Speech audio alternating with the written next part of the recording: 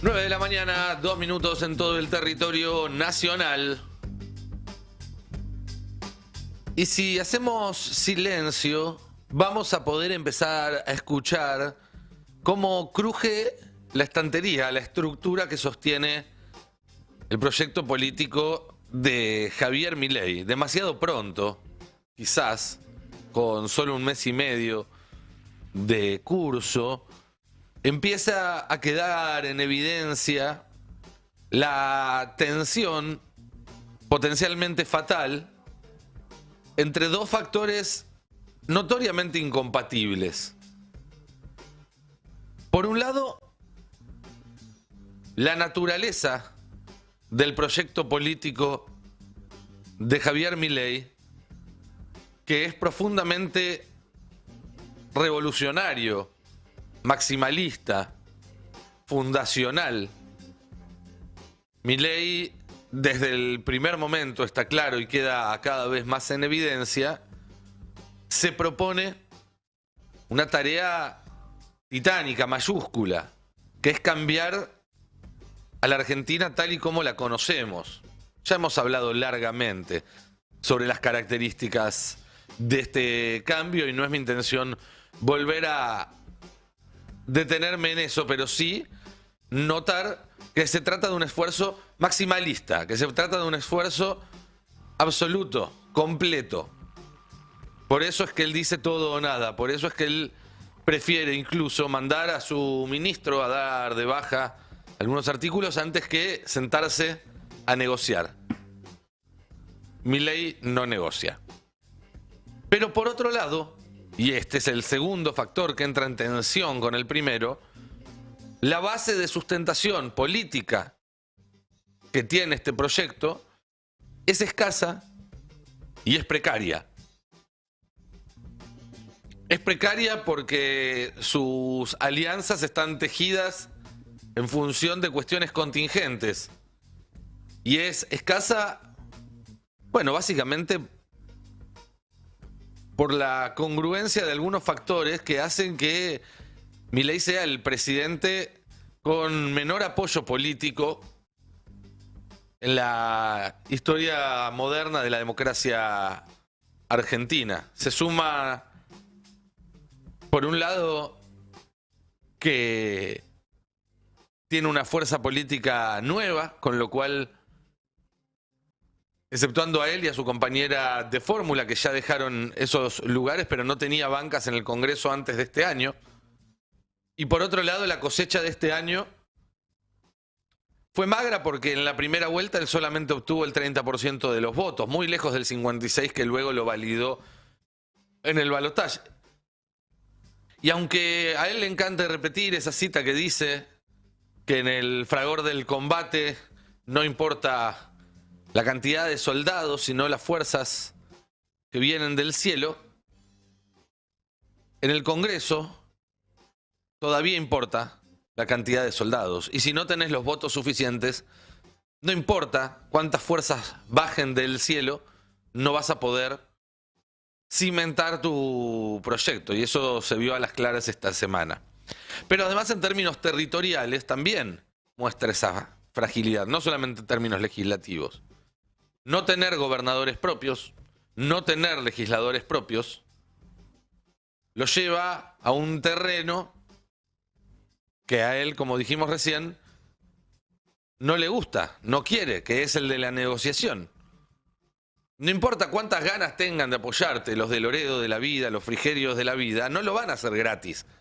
Te van a pedir que te sientes a negociar, que es algo que Milei no está dispuesto a hacer. También la debilidad territorial se traduce en debilidad callejera y la movilización del otro día dio cuenta de esto.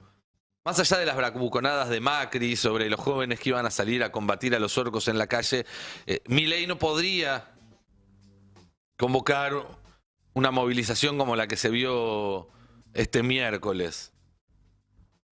No tiene forma de hacerlo, no tiene forma de salir a disputarle la calle a la oposición unida que, como se vio este miércoles, puede movilizar más de 1 millón de personas en todo el país, porque no fue solamente acá en el centro porteño donde hubo una manifestación enorme, sino también en prácticamente todas las ciudades de la Argentina, incluso en algunas que votaron mayoritariamente a Milei hace poco tiempo. Y está claro que el paro del miércoles fue un punto de quiebre. Más allá de la insólita tapa de Clarín, que al día siguiente decía, el paro fue, la movilización fue importante pero no cambia nada.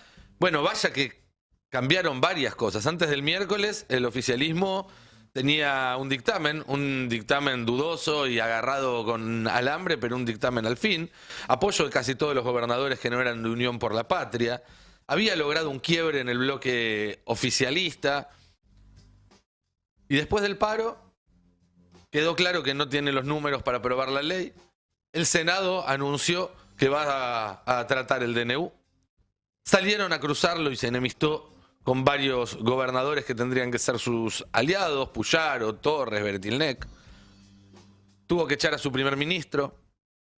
Y finalmente ayer por la noche dio de baja el capítulo fiscal de la ley. Vaya, si sirvió para algo el paro, vaya, si hubo un punto de quiebre este miércoles. El paro fue efectivo. Y en un rato quiero volver sobre esta palabra, efectivo. Pero antes, marcar algo que puede resultar evidente, que lo hemos dialogado acá otras veces, pero que queda cada vez más claro, que es que sin apoyo político, es decir, sin apoyo legislativo y sin apoyo territorial, Milei depende exclusivamente de la sustentación superestructural, de las corporaciones. Es el único apoyo que tiene Milei y el único muro de contención que lo separa de un fracaso total y absoluto. Y como ya venimos charlando desde este lugar, porque es un tema que a mí me parece que atraviesa todas las discusiones que estamos teniendo y que es el nudo que hay que desatar en esta época, y por eso insisto, y les pido disculpas si me vuelvo repetitivo, pero hoy más que nunca, las corporaciones y el pueblo entran en contradicción directa y primaria. Si el apoyo de Milei son exclusivamente las corporaciones, es decir, que él no puede hacer nada ni arriesgarse a hacer nada que las enoje, que las espante, porque sabe que si se corren, él se cae, y después puede venir Villarroel, puede venir... Bueno, las corporaciones siempre tienen plan B, plan C y plan D, no es algo que las preocupe. Eso significa que cada vez va a estar más condicionado y más lejos de tomar medidas en beneficio del pueblo. Es una cosa o la otra. Esta semana se publicó un artículo muy interesante. Es de un economista turco, Daron Acemoglu, que a pesar de ser economista piensa la política en tanto mecanismos de representación desde hace mucho tiempo, y escribió sobre el caso de Chile. Pero en el caso de Chile yo creo que encuentro un reflejo de América Latina en general y del mundo, o por lo menos de Occidente también. Y dejó algunas anotaciones muy interesantes sobre esta oposición entre corporaciones y ciudadanía y pueblo. Oposición que además quedó muy clara, lo hablamos la semana pasada en el informe de Oxfam, en la previa de Davos, que mostraba cómo la desigualdad económica se traducía en una inmensa desigualdad política, es decir, en un desequilibrio entre la capacidad de toma de decisiones políticas de las grandes corporaciones versus la capacidad de la sociedad para influir en su propia vida, en el transcurrir de su propia vida. Y escribió Acemoglu que la gente que ha experimentado las instituciones democráticas tiende a apoyarlas solo en la medida en que estas instituciones satisfagan sus expectativas en materia de desempeño económico, servicios públicos y otros resultados. Y en ese sentido, agrega, el apoyo a la democracia mengua durante crisis económicas, guerras y otros periodos de inestabilidad y mejora cuando la población disfruta de buenos servicios públicos, de poca desigualdad y de corrupción nula o limitada. Las enseñanzas, agrega, parecen claras. Para construir mejores democracias hay que empezar con la capacidad de las instituciones democráticas para darle a la gente lo que quiere. El primer paso debe ser mostrar que la democracia funciona. ¿Cómo? Bueno, a través de una agenda reformista que sea exitosa en la provisión de servicios a la población, que los intentos de imponer a los votantes políticas extremas de izquierda o de derecha están condenados al fracaso y pueden reducir todavía más la confianza en las instituciones democráticas. Él, para escribir esto último, se basa obviamente en el ejemplo de lo que pasó con la Constitución en Chile, donde una primera opción muy a la izquierda fue rechazada, una segunda opción muy a la derecha también fue rechazada, y en el medio pareciera que estás en el mismo lugar del que partiste, pero en realidad retrocediste, porque se dejaron pasar oportunidades y se perdió confianza en las herramientas. Y esto de Acemoglu me remitió a otra definición que ya tiene unos años, hecha por Guillermo O'Donnell, el padrino de la ciencia política, no solo en la Argentina, pero sobre todo en Argentina, que en el año 2000, cuando transitábamos una crisis muy importante política, escribió algo que probablemente sea uno de los párrafos más influyentes de la ciencia política occidental de este siglo, porque fue retomado a izquierda y a derecha muchísimas veces, aunque no del todo bien aplicado nunca. Escribía Guillermo O'Donnell que las democracias no solamente sufren muertes rápidas como un terremoto, sino que también pueden sufrir, y más insidiosamente, una muerte lenta, como una casa carcomida por las termitas. Y agrega, nuestra clase política se está portando como un caso de manual para la muerte lenta. Y esto es particularmente grave porque han quedado en pie tantos y tan poderosos reductos autoritarios. Advierto, agrega O'Donnell, una suerte de conformismo, tanto en quienes están satisfechos con esta democracia truncada, como en sus críticos, como si dieran por sentado que al menos seguiremos teniendo esta pobre democracia. Esa es una estupidez digna de María Antonieta, e ignora, y acá está la clave, que no hay punto de equilibrio para esto que tenemos. Es decir, que si la democracia no es efectiva, si no tiene efectos, si no incide de manera positiva en la vida de las personas, va a ser o está siendo rápidamente dejada de lado. No hay un punto de equilibrio en estas democracias formales donde solamente uno va a votar cada 2 años y se queda tranquilo.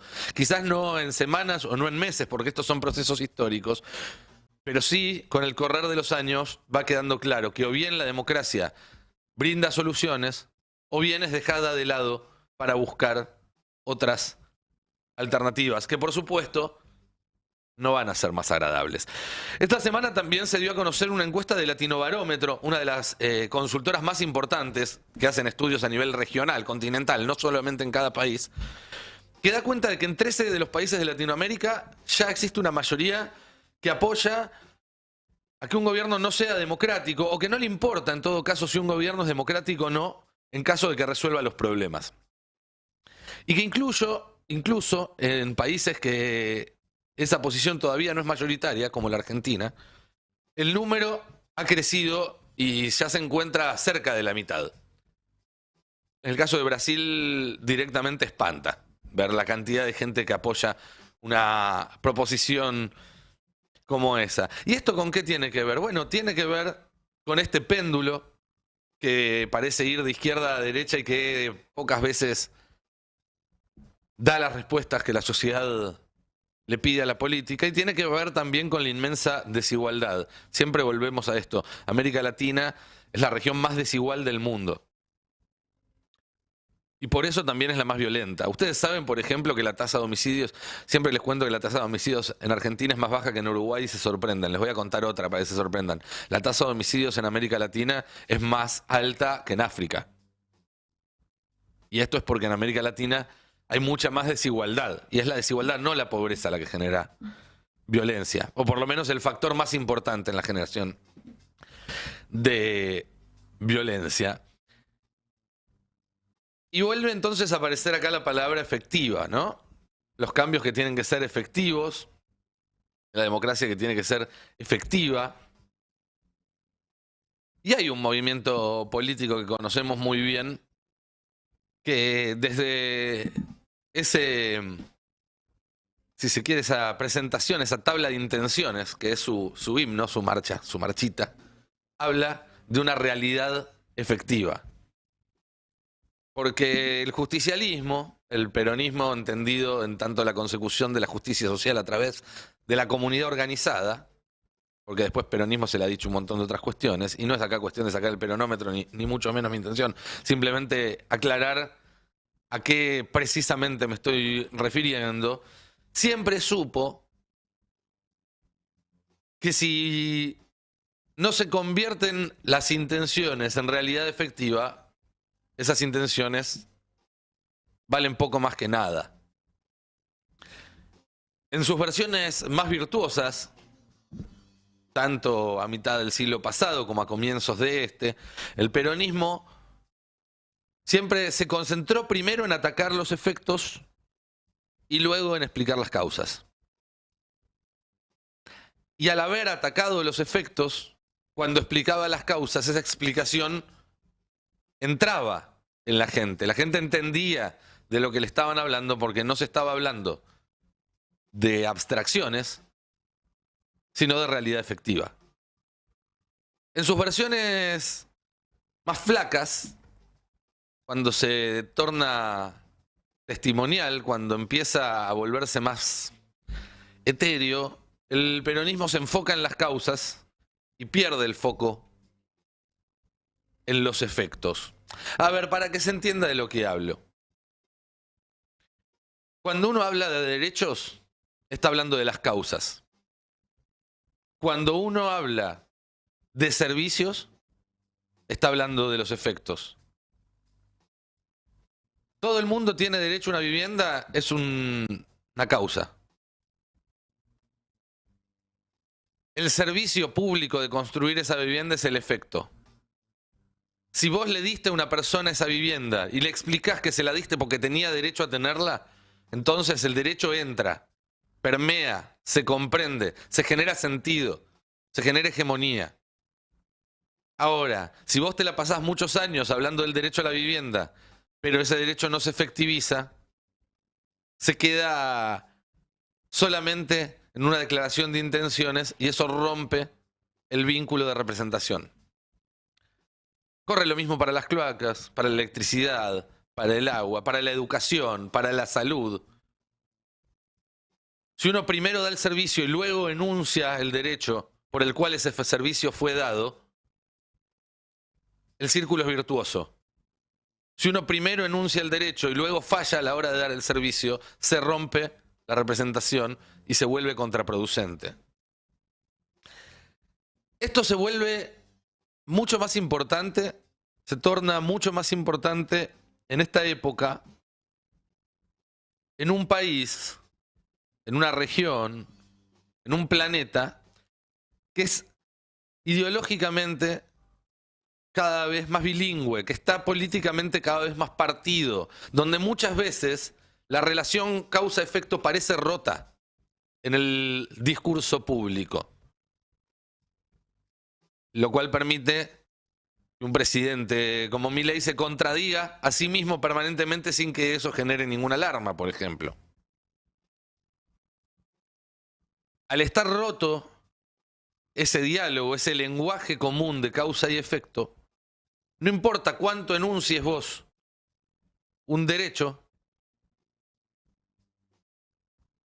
que nadie va a poder traducirlo en el sentido que vos querés. No se va a proyectar esa imagen en la mente de nadie. En cambio, el lenguaje de los efectos, el lenguaje de los servicios, es un lenguaje universal que lo entiende todo el mundo.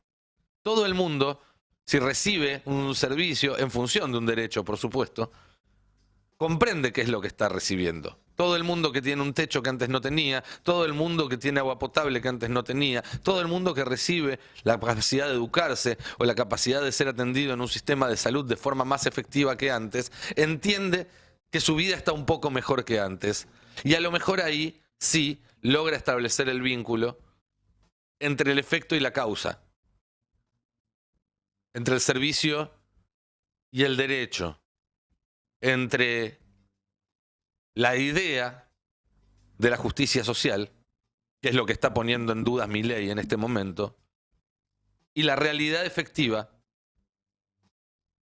de que la gente, solo a través de un sistema democrático virtuoso, va a vivir mejor. Volvemos a algo que hemos dicho muchas veces, pero evidentemente no las suficientes.